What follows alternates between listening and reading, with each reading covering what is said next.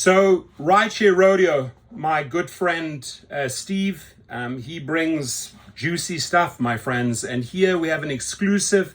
The gig apps are ready to leave New Jersey if they don't get their way.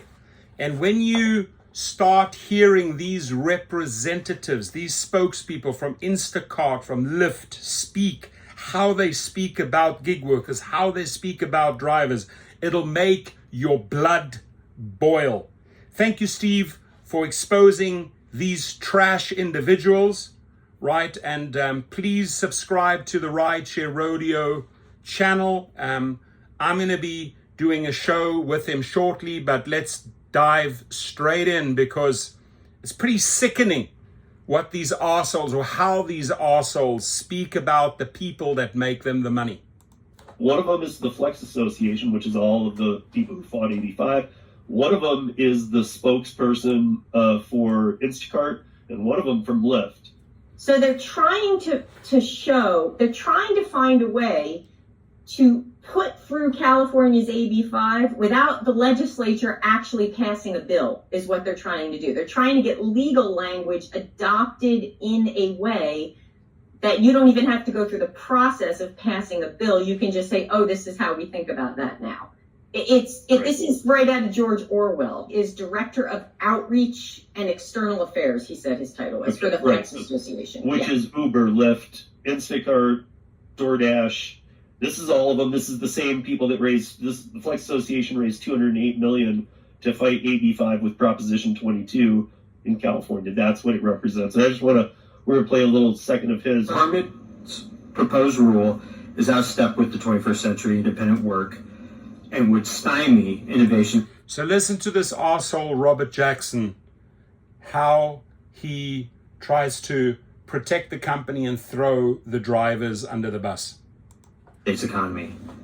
It exceeds other states' worker classification policies and threatens app-based platforms' ability to provide maximum value to New Jersey's workers, consumers, and merchants.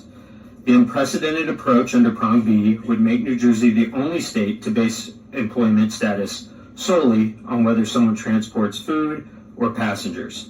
If adopted, the rule would make New Jersey inhospitable to businesses and strip individuals of the freedom to work for themselves, reducing income for workers and local business partners and driving up prices and wait times for consumers. We strongly urge you to reconsider the rule. Thank you. I hear him saying they're going to shut down in New Jersey. What do you hear him saying? I hear him saying the same thing. So they're not kidding. They're not just going to, sometimes they'll take a hiccup and stay somewhere and it might not make sense to all of us, but they're not going to stay in an entire state where they have to employ you guys. They're not going to do a franchise model. They're not going to do any of that. Well, there was actually a guy there from the International Franchise Association who testified and said this would make it appear that all of the franchise owners were employees. He was there saying, forget it, that's not going to be an option with this either. Oh, yeah. This next one with Tom McNeil from Instacart I'm not a big fan of Instacart for a lot of reasons, but that's a personal difference that we deal with on another day. His testimony is pretty solid. It's a national survey found that 80% of app-based workers prefer to remain independent. This is Tom McNeil, the arsehole from Instacart. Independent contractors because of the flexibility and autonomy it provides. Most of them work fewer than 10 hours a week, and for the majority, income from shopping makes up less than a quarter of their total earnings. They choose this work because it fits into their lives, not just the other way around. Traditional employment simply doesn't offer the same level of adaptability. This proposed rule change would upend that flexibility by imposing outdated employment models that don't reflect how or why people engage with the platforms like ours.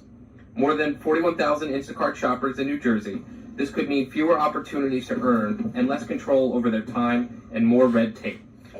But it's not just the shoppers who would feel the impact. Our customers, including seniors, people with disabilities, low-income families, and those living in food deserts, rely on Instacart to access fresh groceries in a convenient and affordable way. If shoppers lose flexibility, we may see fewer active shoppers and longer wait times, ultimately limiting access for those who need it the most, at a time when rising costs are already squeezing household budgets. It's also important to remember that this is not a new conversation. In 2019, the legislature considered a similar proposal and after hearing directly from stakeholders and the public, chose not to move forward. That decision acknowledges that how serious a mistake it would be to upend this critical source of earnings for New Jersey workers. What's especially troubling today is that this new rule goes even further than the 2019 proposal, yet it's being pushed not through a legislative debate, but through an administrative process that sidesteps the transparency, discussion, and accountability that an issue of this magnitude and complexity deserves. At Instacart, we believe the laws and regulations should reflect the way people actually work today. They should protect flexibility, expand opportunity, and respect the choice of workers to make. Respect the choices workers make to support themselves and their families. This rule change would move us backwards, not forwards. We urge the committee to reject it and stand with the thousands of New Jersey workers who choose independent work, not because they have to, but because it works for them. Thank you. Thank you. I was going to ask you one follow-up question. The word flexibility appeared multiple times in your testimony. I've heard that from other folks. What exactly about this proposal do you feel would limit folks' flexibility in terms of their working hours? Yep, no, it's a great question. So we feel that with this proposed rule change, it would make it almost impossible to have independent contract. It would make it almost impossible to be independent contractors on our platform. And if we were to move to an employment model, there's no employment model in the world that offers the minute-by-minute flexibility that we have today. So look, I can kind of explain that, maybe give an example. So if I were a shopper on the platform, I have the ability to absolutely control my schedule. I could turn it on right now and accept a batch and I would be working. I don't have to ask permission that for, let's say in the next hour I can't work. I don't have to ask any permission. I don't have to ask for another employee to swap times with me. You're just able to choose when and where and how you work. If you see an order that comes through that you might not want, you can simply not accept it and not get any kind of punishment or any kind of retaliation for it. They did not ask follow-up questions of everybody, and I thought he handled himself real well. Again, I don't know the ins and outs of Instacart like you do, and I fully trust you have your reasons for having issues, but his overall message was, what I heard him saying, it's going to be almost impossible for this business model to work, and he's not just talking about Instacart, he's talking about everybody. I don't know how they chose who they were going to, they didn't ask me a follow-up, I was so ready, man, let's go, but I didn't get asked. It's so many people said this will make it impossible or virtually impossible, or one lawyer wrote it will almost entirely eviscerate any chance of being an independent contractor. There's so many people who have said what he is saying, and it's not just for the app people. They're saying it's specific to industries, but they're all saying the same thing. It'll hit everybody this way. Good morning. My name is Megan Serjane Samples, and I serve as LYFT's Director of Public Policy. Here we go. Here's the LYFT mouthpiece, huh? We appreciate the opportunity to comment on this proposal, which has profound implications for app-based platforms and thousands of independent drivers who partner with them. I'm here to share LYFT's opposition to this proposed interpretation of the ABC test that reveals a deep misunderstanding of how and why drivers work with platforms like ours. The proposal substantively changes the ABC test, interpreting each... Man, look at this woman's facial expression. She seems freaking angry, man. ...prong in unprecedented ways, and imposes rigid presumptions that ignore long-established case law, New Jersey's Transportation Network Company Act, and industry nuance. Critically, the proposal disregards the desires of workers to maintain independence. 93% of drivers in New Jersey support a model where drivers remain independent contractors while receiving new benefits. This Independence Plus benefits model was codified for TNC drivers in Washington State in 2022 via historic compromise with labor unions led by Democratic legislators. Our goal is to seek a similar legislative solution here in New Jersey. The department's proposal wholly disregards the realities of workers in New Jersey. Drivers oppose becoming employees because the vast majority of them are looking for flexible income opportunities that traditional employment simply cannot provide. Nearly all of them drive because of the independent contract. By the way, this is filmed by an insider, right? You're hearing all the Washington bullshit, how these scummy companies are spinning it, right? The washing machine in DC.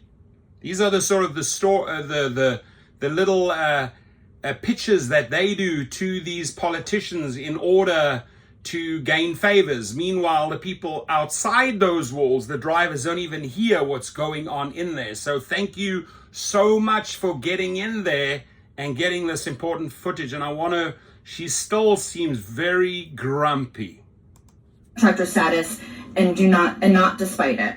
Drivers are parents, students, retirees, caregivers, and small business owners. Can't get that. 92% of New Jersey drivers on the platform have another job or are a student. For them, driving is a convenient way to earn extra money on nights, weekends, or whenever works best for them. Nights, weekends. They play an absolutely essential role in our economy and in our communities. We urge you to listen to the overwhelming majority of drivers who want to remain independent contractors. Additionally, it's worth noting that proposed rules conflict with the TNC Act statutory framework, which was enacted by the legislature to govern rideshare services and recognizes the independent status of TNC drivers. Instead, the proposed rules selectively codify portions of generalized case law while pointedly listing TNC drivers as an example of workers who cannot meet prong B. This effectively prejudges all rideshare drivers as employees as a whole in direct contravention of the TNC Act. With the TNC Act, the legislature struck a careful balance to protect TNC riders and drivers while maintaining the independent contractor model that underlies the rideshare industry. Well, let's explain to people. So as many people as we just played you a few of the people who were there from the app-based places. There was more. But equally impressive were a couple other industries, and one of them was people associated with the Port of New York and New Jersey. Now, the Port of New York and New Jersey is the largest container port on the East Coast, and it's the third largest in the country. This will cripple not only the port, but the regional supply chain, the statewide economy. You're talking massive disruption, and the ships will go elsewhere. It will devastate one of the biggest. Right. Well, none of us are ship captains or drivers of ships, so that's a whole different story. But excellent coverage here. I'll leave the link to this story, and please subscribe to Rideshare Rodeo. Steve's a legend and a very good friend, and I'm excited to be back on his show. And again, this was brought from within those walls, and how these spokesmen, these spinners, right, these little spin meisters spin the shit to the politicians, which then outside of the walls hurt the drivers. Your comments, please.